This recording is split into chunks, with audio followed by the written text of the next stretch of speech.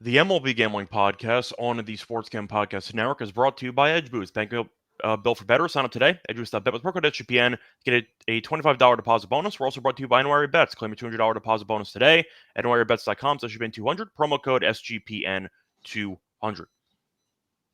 And welcome, everybody, to the MLB Gambling Podcast here on the Sports Gambling Podcast Network. It is currently Friday afternoon, 5 p.m. Eastern Time on May 16th. And roast episode, Scott Reichel, once again joined by Lonte Smith. Together, we're going to break down the games for the Saturday card. Once again, 15 games as always, so looking forward to the actual slate. Should be fun. Lonte, how's it going with you? Not bad, man. Not bad at all. Good games this weekend. Got some golf going on. WNBA, as you and Terrell broke down for tonight's action. Man, it's a lot going on. It's a good time to – it's a good weekend. It's a good weekend for sports. Hopefully it's a good weekend for us and the listeners. Looking forward to it. Should be fun. Are you a big golf guy? Yes, both playing and watching. But, I mean, I suck at playing, but I just like playing. The only golf I ever played was mini golf. Oh, yeah. Well, I'm really good at mini golf, so there you go. Oh, yeah. It's totally different because I'm pretty good at mini golf too, but it's totally different. I went to Top Golf like twice. Yeah. That's basically all I have with an actual like club experience. Yeah. So there you go. You got to get on the golf course, man. I should, but I feel like it would either be my impatience or my stubbornness that would be my downfall. Both. Potentially both. Yeah, I'm the same way. We got to get Kramer and Sean to do a SGPN invitational at a golf course. They got some good golf courses in. Can you imagine all of us on a golf course would be passed out by hole 7? Oh my God! Maybe we'd have like 4 coolers. We'd have like a mix of mixed drinks. We would be dead by the end of the front 9. We might not even make it to the 5th hole. No, we would be too drunk. They would take the carts away from us. That's what would happen. Yeah, but that's something we should get into. Yeah, that's something we should look into. Should be. Either way, we can have a breakaway thing if I'm ever in the area. So we can do that too. Yeah. But I know you're a big golf guy in terms of playing. Yeah. I just I mean, I'm not like I don't handicap it or anything like that, but I love watching it. And I like playing it, but I just suck at it. So it's more so just making a joke of myself. But, so I'm actually going to ask you though, for this tournament or in general, who do you root for as like your favorite golfer on tour? I like Scotty. I like Scotty. Rory is cool. Bryson's had a good like rebrand of himself. I think that's pretty interesting. The YouTube content kind of got him up there. He actually won this last year, and this is not too far from where I'm at. Cool Hollow is not too far from where I'm at. But yeah, Scotty is really good, man. I like how he is like just a low profile. He's not like over anxious. He's not over like boisterous. I like Scotty. Do you have any guys that don't win all the time? Oh man, listen, I'm gonna tell you, my guy. I'm just asking. I bet Aberg and Schauffele all the time and always lose, no matter what. Every Schauffele had that one though. Yeah. He was always the bridesmaid, and then he finally got one. Yeah, every time, bro. Every time I bet them every big event, they never come through for me. Never. Yeah, I would say the two. Of course, I like Scotty as well, and there are a couple of top tier guys. I'm not a big Rory guy, but I do like some of the top tier guys. But I think out of all the golfers that win sometimes, but not much recently, that I like Morikawa. Oh yeah. Who doesn't really win that much. At least he has not won as much as people thought. Mm-hmm. And I'm a fan of Hovland. Yeah, Hovland's cool. Yeah, right now they got I mean, I'm not gonna act like I'm the biggest fan, but right now you got 2 guys from North Carolina. One went to Carolina, one went to Duke. They're both at the top of the leaderboard, so that's pretty interesting as well. Cool. I always root for North Carolina guys. Obviously, they're in North Carolina, so yeah, that's a good storyline. I know the PGA's loving that kind of storyline. North Carolina, Duke, both of them in the top 5-ish right now. So yeah, man, that's pretty cool. Yeah, definitely true. But I know that I've not been following golf that much. Shout out to Vegas, though, for a good first round. Yeah. Anyway, before we get into any of the games here for the Saturday card, a reminder that you can find a discount for the merch store right now. Because if you go to the merch store, There's a brand new line of gear, the DGens line of gear, which is alive in the merch store. And to celebrate, we're taking 20% off everything in the store with the promo code DGens. So use that at checkout to get some MLB Gambling Podcast merchandise if you want to. Moving on to the actual games for the card, starting off with the Subway Series. Mets taking on the Yankees at 1 p.m. You have Canning against Schmidt. The Yankees minus 135, Mets are plus 115. Record-wise, the Mets are slightly better. Both teams, though, are in first place. Canning's been a revelation. He's been great, 5-1, 2.36 ERA. For Schmidt, he got called up midseason, has not been very good, but he has been better lately. Last 3 starts, he has given up 6 runs in about 17 innings, so he has been better recently. Still not amazing per se, but the point is he has definitely been better since getting shelled by Cleveland about 4 months ago. I'll ask you, though, because Canning has been better. The Mets have been better. Minus 135, it might be a common theme for this series. I said the same thing yesterday. There's a Yankees tax there. Yeah. The Yankees are not the better team in this matchup, so I'll take the plus money. Yeah, I like the Yankees today. But in this specific matchup, I like them more so because of Rodon. Yeah. In this matchup, I don't trust Schmidt at all. That's right. Exactly. That's my exact handicap. Canning's been really good, man. 1 earned or less in 5 straight. He's faced some tough offenses as well. Faced the Cubs, the A's, Phillies, St. Louis, who we talked about all of those guys yesterday, and we'll get onto him today. He's been really good on the road, 2 or less in 3 of his 4 road starts. Smith, like you said, he's pitched solid at home.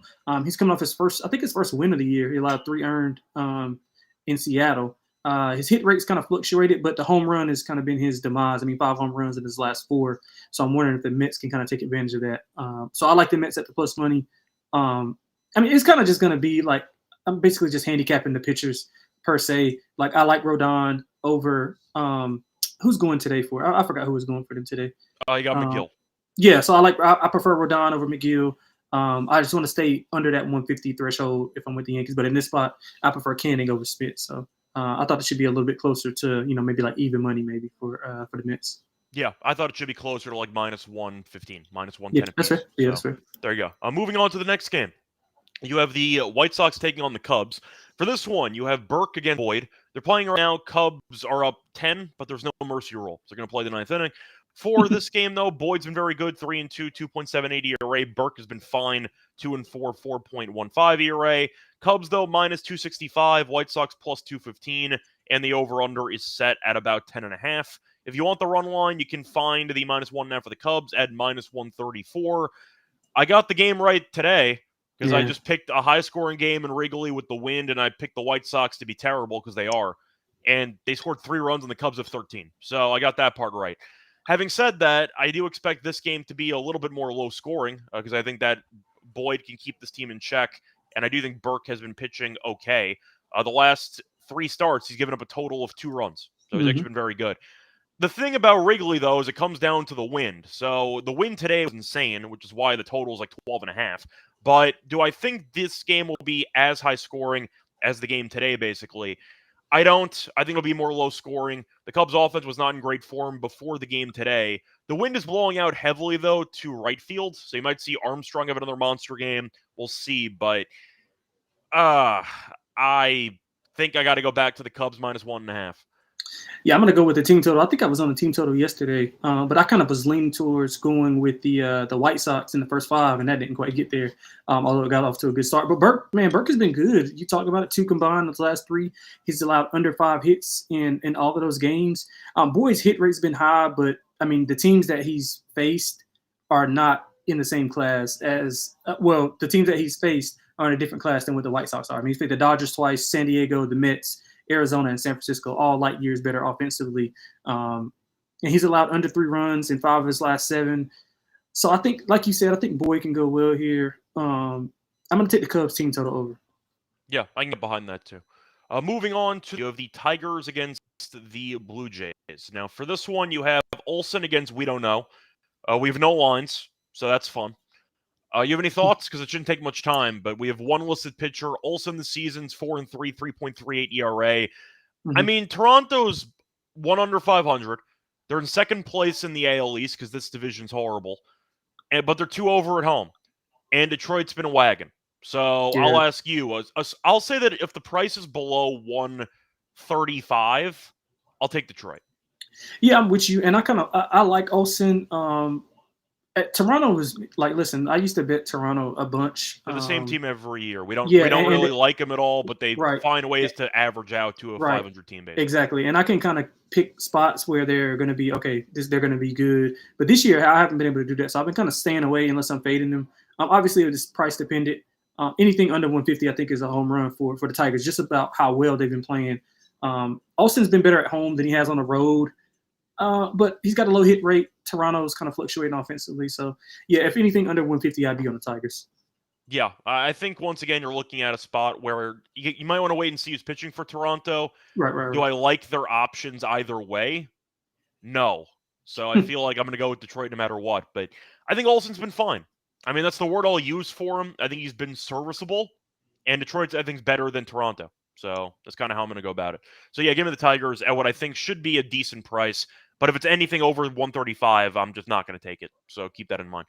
Moving on to the next game, you have the Nationals against the Orioles. Now, for this game, you have a matchup between Irvin and Gibson. So I initially thought Gibson was pitching on Friday, but then I got corrected mid-show, and I realized that Povich was actually pitching on Friday. So Gibson is pitching on Saturday.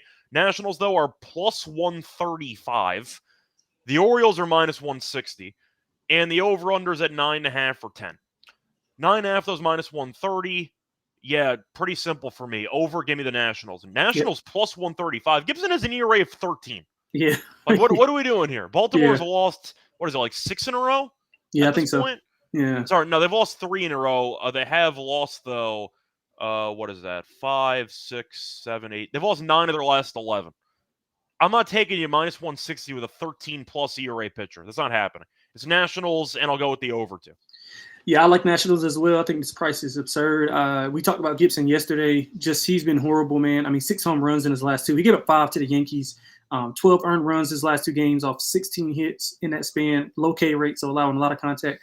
I think we both like the Washington offense. They're feisty, especially when they're in this range.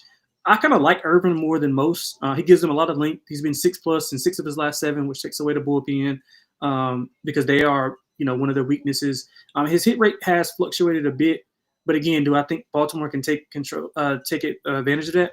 I don't think so. So I like Washington. I like the first 5 over, and I like the full game over as well. Yeah.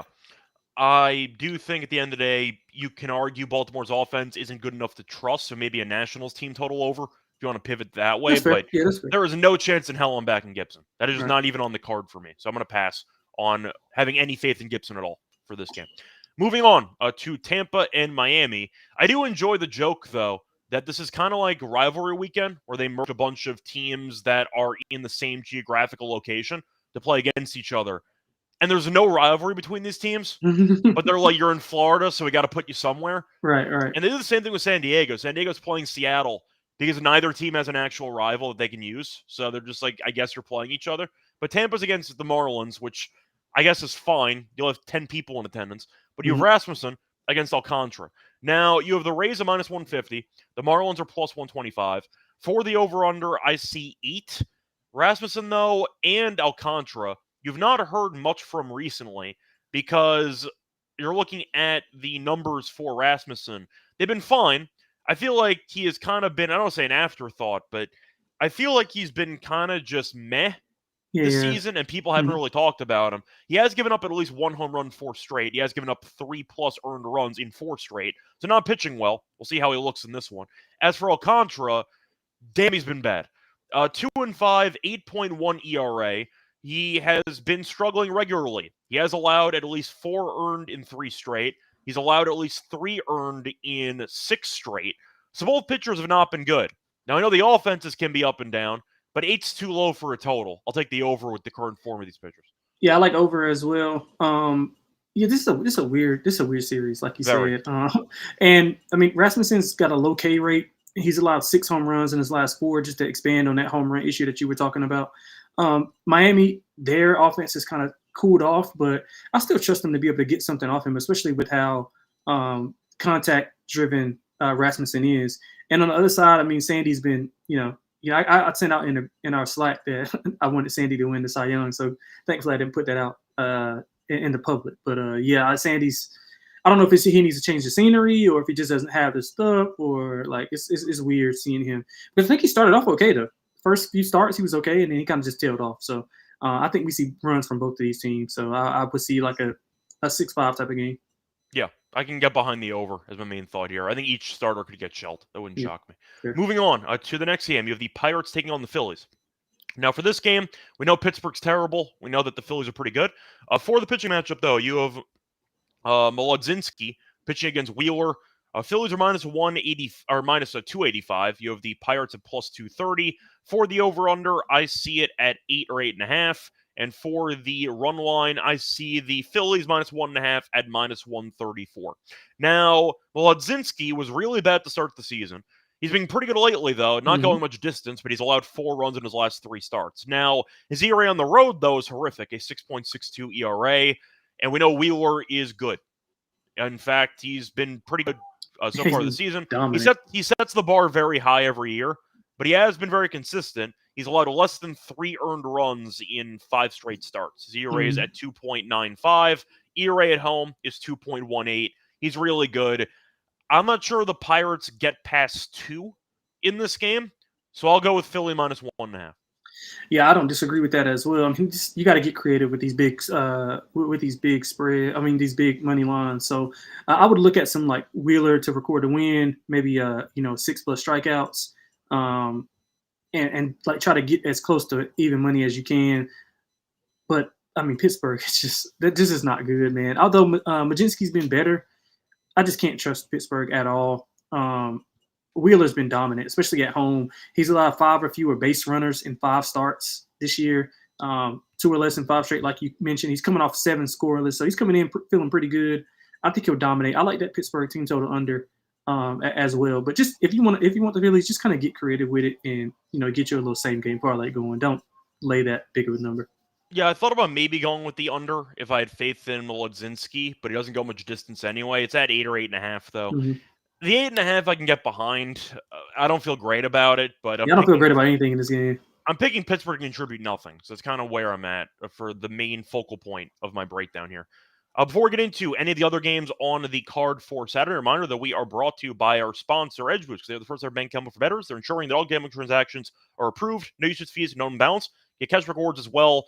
100% approval for running deposits. Sign up today. EdgeBoost.bet with promo code SGPN. Deposit $25 in EdgeBoost match deposit. EdgeBoost.bet promo code SGPN. We're also brought to you by NYRA Bets because the Preakness are around the corner. There's no better time to get on the action. With NYRA Bets, sign up today using promo code SGPN200 to get scored $200 deposit match bonus. Don't wait. Head to NYRABets.com/SGPN200 and claim your $200 deposit match bonus today. NYRABets.com/SGPN200. We're also brought to you by Nordic Fantasy because they just launched a new game mode, Ladders. 1 to 500 times your entry. And a reminder, you could also use the sign-up promo code SGPN to claim a special pick in a first-time deposit offer up to 1K more cash on fantasy promo code MLB SGPN. Welcome back, everyone, to the MLB Gambling Podcast. Finished going through the first couple games on the card. Time to move on to the next game. Look at the matchup between the Guardians and the Reds. They're actually playing right now. It is currently, I think, 0-0 in the bottom of the first. But we'll see how that game ends up working itself out. For the pitching matchup, you have Ortiz against Petty. Ortiz has a 4.78 ERA, and Petty said, "Hold my beer," and has an ERA of 21.94. For the lines, we have nothing in this game. So once again, another pretty easy cap for us because we don't know any information. Ortiz, though, has been up and down recently. He has allowed less than 2 runs in 2 of the last 3, but he has been a lot better at home than on the road, which is concerning because this is a road game, of course. So his numbers on the road this season, once again, are not good. If you want to go through the details, a 7.29 ERA on the road. The problem is both offenses have really not been that great recently, but I don't trust either pitcher. So I guess I'm going with an over. I like Cleveland depending on the price. I mean, I think Ortiz has been okay. He's kind of feast or famine, though. So he has some walk issues, but he also has a high K rate. He's been feasting at home. That's kind of the problem. Yeah, so he's got 3+ walks in 3 of his last 5, but he also has 8+ Ks in 4 of his last 6. So he's kind of just like all over the place. You mentioned the splits as far as home road, and I don't disagree with that. But I mean, Petty's, he's just horrible, bro. Like, horrible. Yeah, and I mean, Cleveland's not this team that's just going to hit it all over the yard, but I think they might can take advantage of this. So as long as it's a decent price, I'll probably be on Cleveland. I might take the 1.5. Maybe something for 5 as well, just to kind of capitalize on Petty, because he's not going to go over 4 innings, I'm assuming. Yeah, I can get behind that too. Moving on to the Astros and the Rangers. You have Blanco against Molly. Molly's been incredible. 4-1, 1.47 ERA. Blanco 3-3, 4.04 ERA. For the money line, Rangers are minus 145. You have the Astros a plus 120.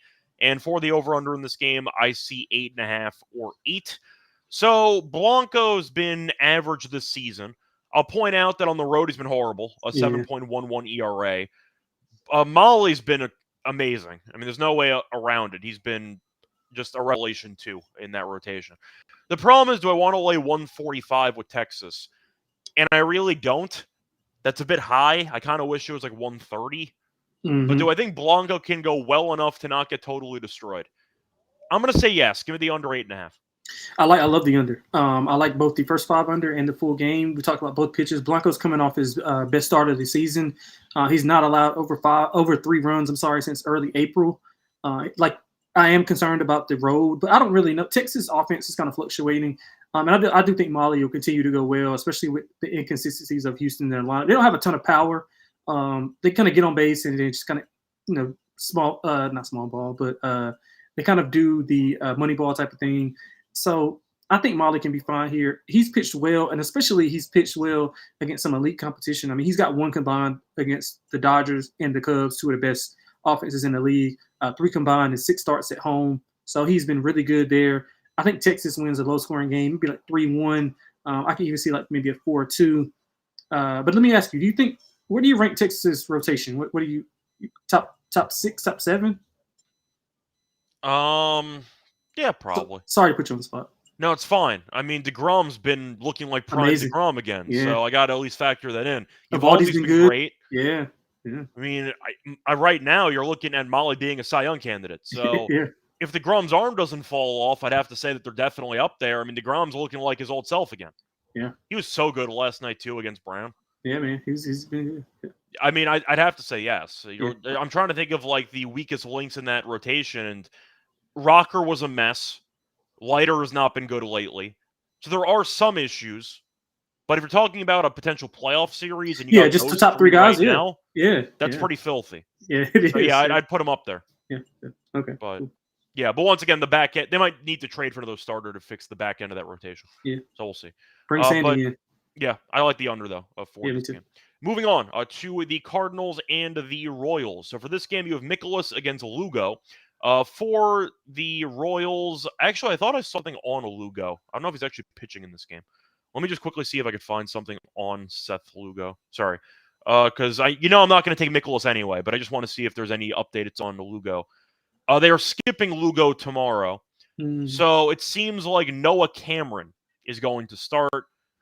I don't know who the hell that is, to be honest. But either way, you are not going to be seeing a Lugo in the rotation for this actual start. Cameron, though, is 1-0 with a 0 ERA, 6 1/3, 1 hit against the Rays, but that was back in late April. So he hasn't pitched in a while, but who knows?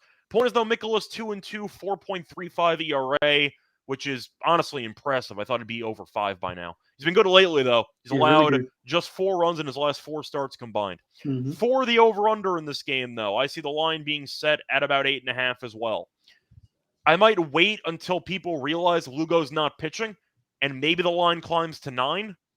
But I think I'm going under here, because Mikolas has been good, and I think Cameron, even though he's unknown, can go pretty well. But the Cardinals keep winning games because their bullpen's been great. They're allowing no runs to anybody. I don't mind the under. I think St. Louis might be live at plus money without Lugo pitching, so I don't mind St. Louis, but I'll prefer the under for me. But I'll wait until books realize Lugo's not pitching, and maybe I'll buy myself an extra half run. I like St. Louis here, man. Mikolas has been really good. I know Mal is somewhere smiling. He loves Miles Mikolas, even when he's been as bad as he has been in the past few years. He's pitched well, man. 2 or less in 4 of his last 5. He's had 2 scoreless starts mixed in there. All 4 of those starts where he allowed 2 or less were on the road, so he's been pretty good on the road. Kansas City, we talked about yesterday, offensively challenged, especially at home. And usually they're top heavy anyway as far as, where they get their production from. But at home they usually hit really well. I mean, that's where they made their hay at last year, but they just haven't been able to do so at home this specific year. But I think the way the Cardinals have been playing, man, you got to just keep rolling it over with the plus money, especially with the unknown of the pitcher. Just a small sample size, you know what I'm saying? So I'm going to take the St. Louis Cardinals at the plus money. Yeah, I think that if the price was, in my opinion, accurate, I would probably have it closer to like minus 115 Kansas City. But the plus 110, I think, is pretty appealing. Plus 115, you might be able to find some better pricing. But the best price I see right now in the Cardinals is plus 110. So there you go for that one. Moving on to the next game. You have a matchup between the Braves and the Red Sox. So for this one, I see Holmes pitching for Atlanta against Giolito, a name from the past. So Giolito 1-1, 5.51 ERA. Holmes though 2-3, 4.14 ERA. Red Sox minus 125. The Braves are plus 105. Both teams basically the same. The Braves are at 500. The Red Sox are one below 500. For Giolito in this game, forgot to mention, by the way, the over-under is set at 9 or 9.5. Giolito has been bad this season. His ERA at home is 14.73. However, he was good last time out, as he ended up going 6 2/3, 2 hits, 1 run against the Royals. He's only made 1 home start, though. So, once again, not really a lot of sample size, but he got shelled by Texas, giving up 6 runs and 10 hits in 3 2/3. 4 homes, though. Decent surprise for Atlanta. He has allowed less than 3 runs in 2 of his last 3, but his ERA on the road is 6.38. I want the over. The problem is both offenses have not been good lately. But I think 9 might be a bit too short. I'll go over, but I don't feel great about it.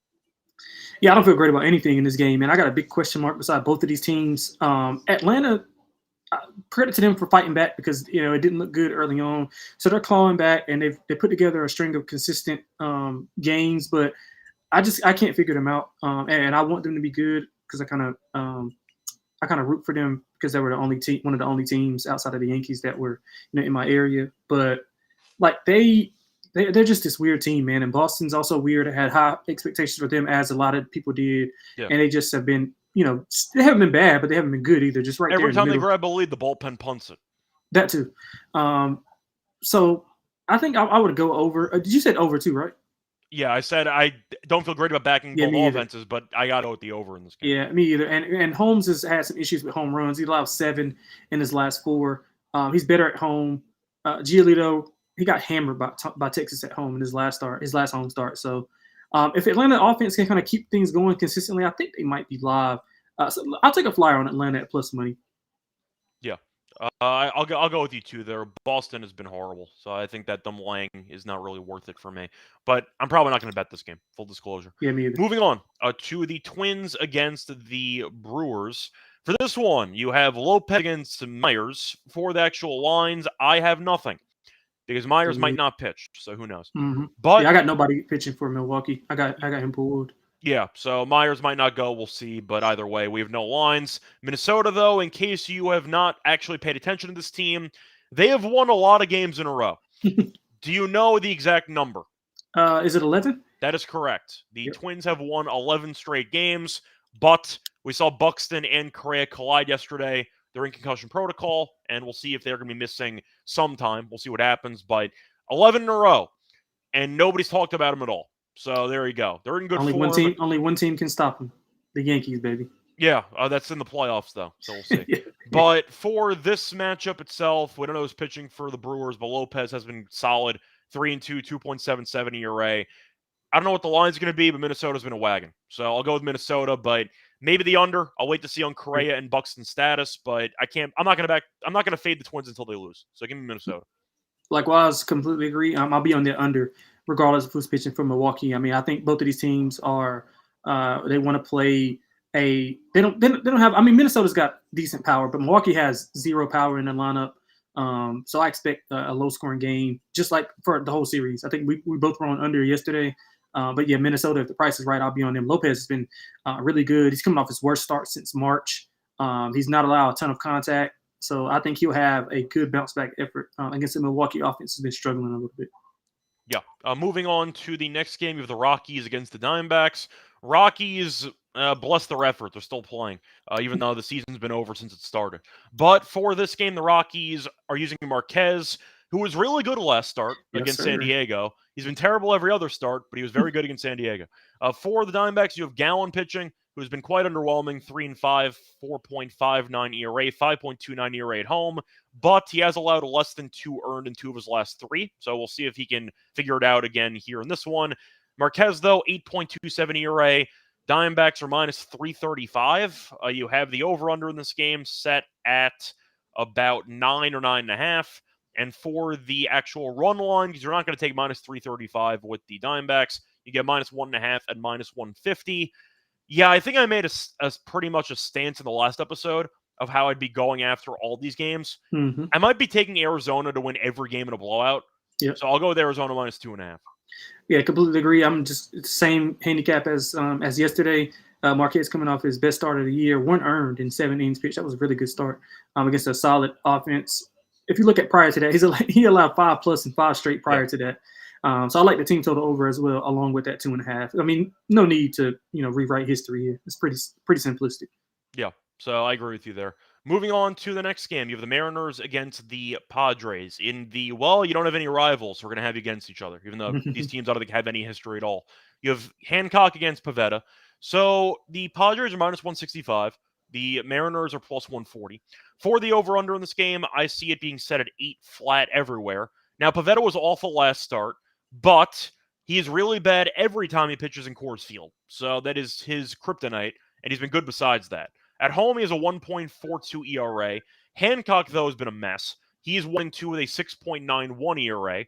So you're looking at him giving up 7 earned against the Yankees last time out. He was actually decent in the last couple outings before that.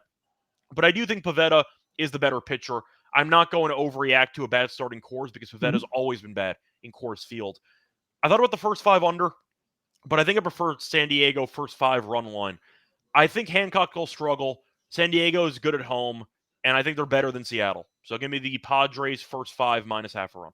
I like that as well. I like San Diego altogether. Like you said, just not going to overreact to one of his worst starts of the year. But he's been really solid prior to that. No more than 3 earned in 7 of his prior starts. He's been lights out at home. You read off the ERA, 4 combined and 4 home starts. So he's been really good. Seattle's struggling to score. I know their offense has been a little bit bad here. So I'm going to take San Diego. I like that first 5. I also like the full game as well. Yeah. Moving on to the next game here. Matchup between the A's and the Giants. So should be interesting because for the pitching matchup, you have Severino against Raup, who are somewhat similar based on ERA. Severino, though, has been better over the course of the season if you're asking for consistency.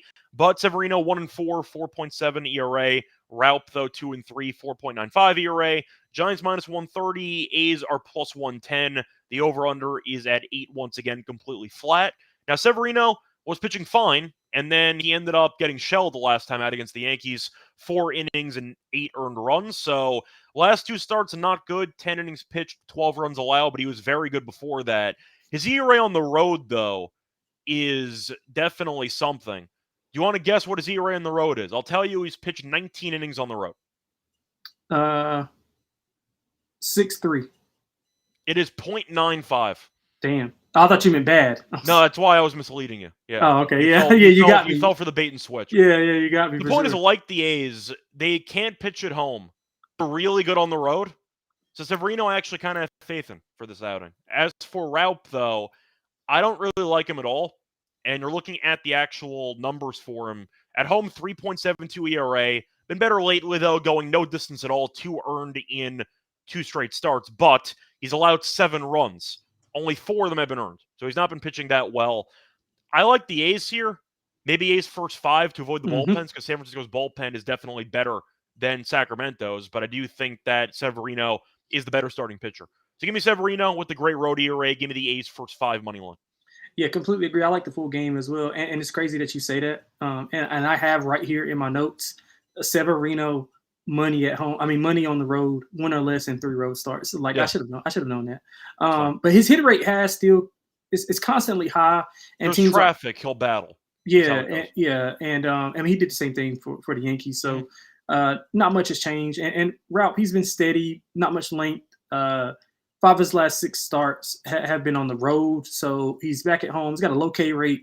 hit rates fluctuated, but I think the A's, their lineup is really, really good, underrated lineup, and I think they can get to him here. So I like him in the first 5 as well. Maybe a little reverse. If you want to take them minus the half a run, probably can get a nice plus price on that.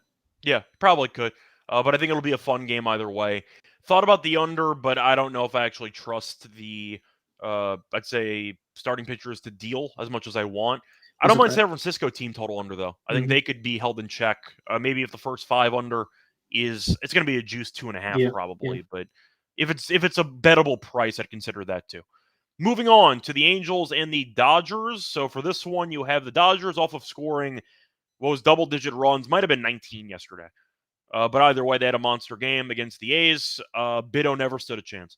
For this one, though, you have Kershaw, who's making his return, against Anderson. So you have 2 lefties who don't throw hard at all. We'll see how they look in this one. Dodgers, though, are 17-4 at home, which tells you they're a really average road team, but they're at home. The Angels, though, are 8 under, and they are 7 under on the road. Dodgers, though, minus 225. The Angels are plus 185, and for the over-under in this game, I see the line being set at 9. If you want to go for the Dodgers run line in this game, you can find the Dodgers minus 1.5 at around minus 105. On principle, I might go for the run line. Kershaw might be bad. I understand Anderson's been pretty good this season, but this Dodgers offense is cooking. Yeah. Ohtani's been a monster, except when a position player pitches against him. I think Ohtani should look sharp again. The Dodgers offense is too good. Joyce is getting season-ending surgery.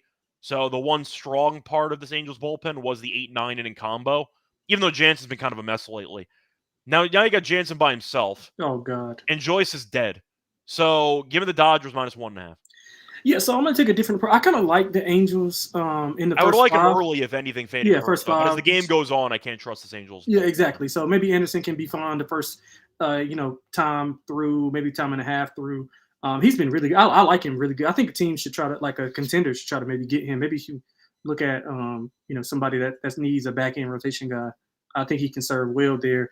He's had 2 or less in 6 of his last 7. He's been really solid. So I'm going to take the A's. I'm going to take the Angels first 5. But, I just can't fade that Dodger offense, man. Yeah, they're too good. So that's how. Not full game. Yeah, not full game. Yeah. Moving on to the actually, no, it's the last game. So yep, that's the last game. Yep, that's going to wrap it up for the actual card on the Saturday slate. Before we get into any of the lock and dog plays and the home run plays, a reminder that we are brought to you by Rhythm, because if you want some AI bet picks and props also available for you, you can help dominate the NBA playoffs, the MLB prop market. WNBA does start tonight. They do have some WNBA angles as well. Build your own model, very simple and easy to do. You could also get a free trial for a week by using the link, which I'll mention in a second. But a reminder, they have discount codes as well if you want to actually get a full-time account with Rhythm. You can use the 25% off the monthly deal with the promo code SGPN25, 50% off the annual deal with promo code SGPN50. That's Rhythm, promo code SGPN25 or SGPN50. Sign up for the 70 free trial by going to sportsgamble.com/RITHMM. We're also brought to you by MyBook.ag, because they are the place for every sport. They have the NBA playoffs, the NHL playoffs. They have the baseball cards, the UFC cards, tennis, you name it. They have props in every game as well. You can also use it for a ton of locations. Also use crypto for payouts. Easy deposits. When you head to MyBookie, use the promo code SGPN. They get a 100% match up to 1K. Term organizations MyBookie.ag, promo code SGPN. We're also brought to you by Circle and Ultimate Fantasy Ball Giveaway, because they are having the ultimate giveaway for the Fantasy Ball experience. Because a reminder that you can join the free-to-enter contest for a 12-person league to draft in Vegas at Circa Resort and be treated like VIPs for your entire stay. Winner will get a 2-night stay at Circa for the entire 12-person league. Hold the draft at Cabana Stadium Swim with a $5,000 food and beverage credit. You can also get limited transportation to and from the airport, welcome party at a Legacy Club for the league, and much more. Contest, though, is from May 5th to June 30th. Enter at sportsgamble.com/Circa, sportsgamble.com/CIRCA. Welcome back, everyone, to the MLB Gambling Podcast. Finish going through every game on the Saturday card. Time to move on into the lock and dog picks. Lonte, I'll let you go first. What's going to be your lock and dog for the show? Yeah, so let's lock up Texas minus 140. I think we got a good series for Texas here. They've been fairly consistent. Houston, I don't really trust, especially on the road with Blanco, although he's coming off his best start of the year. Mm-hmm. But Molly's been lights out, man, against quality competition. I think it's a low-scoring game. I think if you give Molly 2 runs, I think he is going to blank Houston. So let's go with Texas minus 140-ish. You might can find like 135 if you shop around. It's just not as widely available as the 140 is. For the dog, man, listen, I know I hate it for our Yankees, but I'm gonna go with the Mets, man. I'm gonna go with the Mets. Canning getting a good price. He's been better than Smith. I don't really trust Smith to do anything, and if the Mets can jump on them early, and Judge doesn't have it, then we're in trouble. So I'll take the Mets. What's that? Plus 118, I think. Looking at the best price for the Mets, I see 115. Okay, that's 115. So there you go. For the lock, I think I am going to go with the team total. Just want to quickly see what the line is going to be. I think it should be a decent price, but I want to see if they actually have it posted yet. So just give me a second. I want to fade Gibson. So I think you might be able to find a decent team total here for the Nationals. For this one, I see 4.5 at -105. I'm going to take that. I mean, Gibson's been so bad. So give me that as my lock. Nationals team total over 4.5 at -105. I'm not a big Irvin guy, so I'll avoid him. I'll just fade Gibson by himself. For the dog here, okay, what do I want to go with here? I thought about the A's because I'm skeptical of Ralp, but I don't know if I actually trust Alcantara's form enough for this one. All the way from. Sorry, just trying to find out what I want to go with. You know what? I'll actually take a swing here. It's going to shock some people. Give me Mikolas and the Cardinals at plus 110. I like it. The fact is, Lugo's not pitching. So you're looking at a relative unknown who has not pitched in the majors for about a month, or a couple weeks at least. He was great in his one outing, but that's one outing. So I do think that Mikolas had pitched pretty well. Cardinals have been the second hottest team in the league behind the Twins, so I like how they're playing. Bullpen's been good as well. Give me the Cardinals money line at plus 110 as my dog. Now it's time for the home run picks. Lonte, what do you like for the home run options? Let's see. Who did you have? Do you remember who you had yesterday? So for yesterday, I think I went PCA yesterday. Well, PCA did homer. Oh, he did. Oh, I won. I didn't know that. Okay. Cool. So there you go. He had like 6 RBIs today. Yeah. But I'm trying to think of who I had. I want to say I had somebody on the Nationals. Did I take James Wood? Oh, James Wood. That's what it was. That's what I thought. Yeah. So I'm gonna take. Let's go with Marcell Ozuna. I think I'm gonna take Marcell Ozuna to go yard tomorrow. Marcell Ozuna from the Braves? Yep. Okay. That was a joke, by the way. If you know, you know. Oh. For my play here, I thought about going for. There are so many pitchers that he could fade for home runs here. But you know what? I'm going to fade the guy with the 21+ ERA. I'll fade Petty. I don't know how long he's going to go, but give me Jose Ramirez. I'm not going to get too creative. It's a hitter's friendly ballpark. I think he's in a good spot. Give me J-Ram for a home run here in this game. Anyway, that's going to wrap it up. We'll be back once again on a Sunday for the Monday games. Until next time, I'm on Twitter, Reichel Radio. But I'm on Twitter, XX on XX. Until next time, good luck to all of you, and all